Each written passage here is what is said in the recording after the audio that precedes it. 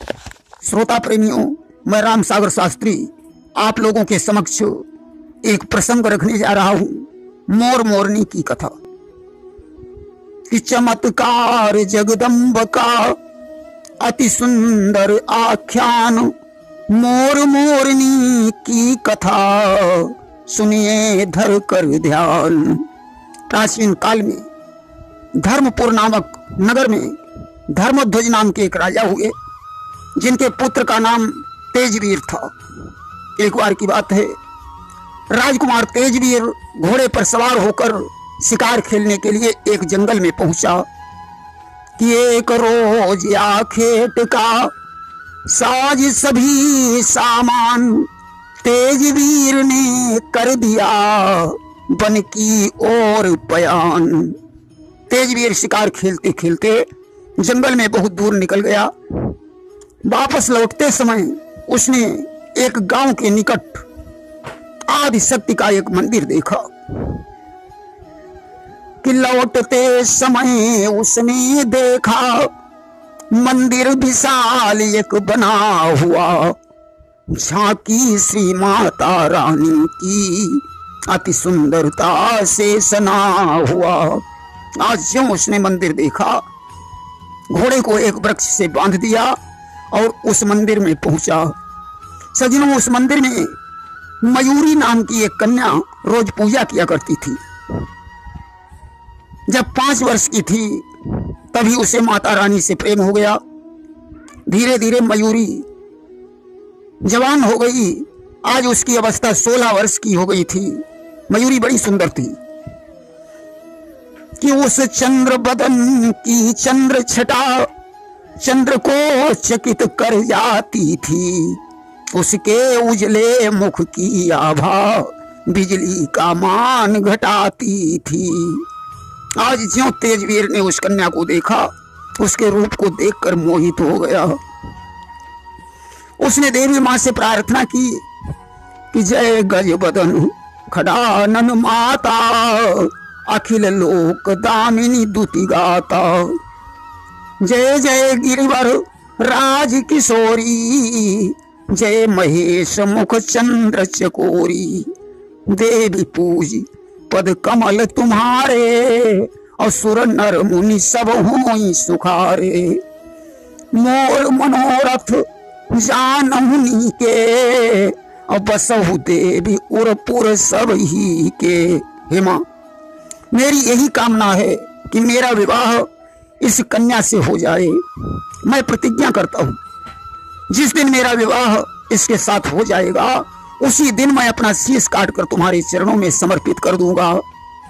कि जा दिन मैं कन्या को पाऊं, और ता दिन निज सिर भेंट चढ़ाऊं।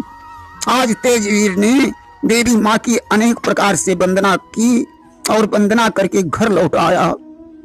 कहा गया है कि दर्द बिरह का है बुरा, देन किसी को राम, चैन नहीं दिल को पड़े निस दिन 8 याम। तेजवीर ने उस कन्या की याद में खाना पीना छोड़ दिया। राजा धर्मध्वज चिंता में डूब गए। उन्होंने तेजवीर से पूछा, बेटा क्या बात है जो तुम बड़े दुखी दिखाई पड़ते हो? कि क्यों चेहरा गमगीन है, क्या है रंज मलाल, मुझे शीघ्र बतलाइए अपने दिल का हाल। तेजवीर बोला, पिताजी मैंने मंदिर में एक सुंदर कन्या को देखा है। मैं उसी के साथ अपना विवाह करना चाहता हूं। यदि मेरी यह कामना पूर्ण नहीं हुई तो मैं कटार मारकर मर जाऊंगा। कि मन मेरा हो चुका है उस कन्या पर बलिहार, अगर नहीं वो मिल सकी तो मरूं कटारी मार। धर्मध्वज ने कहा, बेटा कैसी बातें करते हो? मैं अतिशीघ्र उस लड़की का पता लगाकर तुम्हारा विवाह करवा दूंगा। राजा धर्मध्वज ने अपने सेवकों को भेजकर उस लड़की का पता लगवाया। उसके पिता से कहा कि मेरा पुत्र तुम्हारी कन्या के साथ विवाह करना चाहता है। कन्या का पिता बड़ा प्रसन्न हुआ। आज मयूरी का विवाह तेजवीर के साथ हो गया। कि कन्या घर छायो उत्साहू और तेजवीर संग भयो विवाहू। आज तेजवीर विदा कराकर अपने घर के लिए चल देता है। अपनी बहन को भेजने के लिए मयूरी का भाई भी साथ में चला कि उन तीनों ने कदम बढ़ाया और चलत चलत मंदिर नियर आया। जब तीनों लोग जा रहे थे तो रास्ते में वही मंदिर पड़ा। धर्मवीर मंदिर के निकट पहुंच गया, परंतु उसने मंदिर के सामने शीश भी नहीं झुकाया। अब तो माता रानी उसकी इस दुष्टता पर क्रोधित हो गई।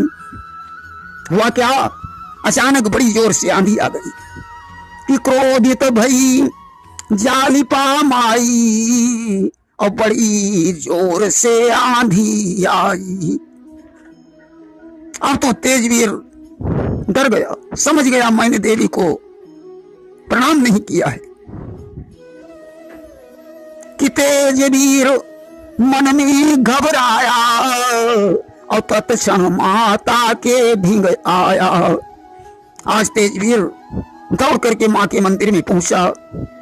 उसने हाथ जोड़कर माता से कहा, मां मुझे क्षमा करना, अब मैं अपना शीश नहीं चढ़ाना चाहता हूं। उस समय देवी मां ने प्रकट होकर कहा, याद रख तेजवीर, तूने यदि मेरी भेंट नहीं चढ़ाई तो मैं तेरे समस्त परिवार का विनाश कर दूंगी। तो तेजवीर मन में घबराया और खींचते गते ही कंठ लगावा। तेजवीर ने भयभीत होकर तलवार उठाई और खींचकर अपने शीश में मारी। शीश काट कर मां को समर्पित कर दिया। सज्जनों, उधर काफी देर हो गई। मयूरी ने देखा मेरे स्वामी मंदिर से अभी लौटकर वापस नहीं आए, तो उसने अपने भाई से कहा, जाकर देखो भाई, मंदिर जाकर देखो, स्वामी मंदिर से लौटकर नहीं आए। तो आज भाई यानी तेजवीर का साला मंदिर में पहुंचा कि कन्या ने भाई को भेजा और खून देखी फट गया कलेजा। ज्यों जाकर उसने मंदिर में खून देखा, अब तो उसका हृदय विदीर्ण हो गया। विचार करता है, यदि मैं यहां से वापस लौटकर अपनी बहन को बताऊंगा तो वह मेरे ऊपर भरोसा नहीं करेगी, खून का इल्जाम मेरे सिर पर आएगा। आज लोक लज्जा के भय से उस कन्या के भाई ने हाथ में तलवार उठाई और अपने गर्दन में मारी। उसका भी प्राणांत हो गया। इधर मयूरी विचार करती है, आखिर क्या कारण है जो भाई भी लौट कर नहीं आया। आज मयूरी ज्यों उस मंदिर के पास पहुंची तो मठ को निहारा जाए, रक्त का पनारा बहे और स्वामी और भाई मठ माही मरे डारे हैं। मयूरी आज देखती है कि भाई और स्वामी दोनों के सिर कटे पड़े हैं। मयूरी आज विलाप करने लगी कि जिया बिनु देह नदी बिनु बारी और तई से नाथ पुरुष बिनु नारी। पत्नी का जीवन उसी तरीके से है जैसे नदी में नाव नहीं, जैसे शरीर में प्राण नहीं। सत्य कहा गया है कि पति बिन सूनी मांग, पुत्र बिन है घर सूना, दो मुक्ति के मार्ग दो बिन है दुख दूना। मयूरी माता से प्रार्थना करने लगी, हे मां, मैंने बचपन से लेकर आज तक तुम्हारी बड़ी सेवा की और उस सेवा का फल मुझे यह मिला। कि बिनती सुनो शारदा माई और इन दो कऊ देव जियाई। हे मां, मेरी प्रार्थना सुनो, इन दोनों को जीवित कर दो। अरे अभी अभी मेरा विवाह हो गया और अभी अभी मेरी मांग का सिंदूर उजड़ गया। ये कैसी विडंबना है। किसी ने सिंदूर मेरा लिया है, तुमने सोचा विचारा नहीं है। बिन पति के जिंदगी में कैसे, बिन पति के गुजारा नहीं है। आज मयूरी की पुकार सुनकर जगत जननी आदि शक्ति जगदम्बा साक्षात प्रकट हो गई। उन्होंने कहा, बेटी मैं तुम्हारे पति और भाई को जीवित कर दूंगी, तुम इनके शीश धड़ों से जोड़ दो। आज मयूरी ने जल्दी में कुछ ध्यान नहीं दिया तो भाई का सिर उठाया और पति के धड़ में जोड़ दिया, और पति का सिर उठाकर भाई के धड़ में जोड़ दिया। सज्जनों, गड़बड़ हो गया कि जल्दी मां गड़बड़ हुई गए और बदल ही गए धड़ ध्यान न दयऊ। जो शीश धड़ से जोड़े, आज माता रानी की कृपा से वे दोनों जीवित हो गए, परंतु उल्टा हो गया। भाई का धड़, भाई के धड़ में पति का सिर और पति के धड़ में भाई का सिर जुड़ गया। अब तो मयूरी ने देखा, विचार करने लगी, अरे ये क्या हो गया, अब मैं किसे अपना पति समझूं। आज उसने माता रानी से फिर प्रार्थना की, हे मां अब मुझे बताओ मैं किसको अपना पति समझूं। देवी प्रकट हो गई। उन्होंने कहा, पुत्री पहचान तो सिर्फ शीश से होती है, इसलिए जिस धड़ में तुम्हारे पति का शीश जुड़ा है तुम उसी के को अपना पति समझो।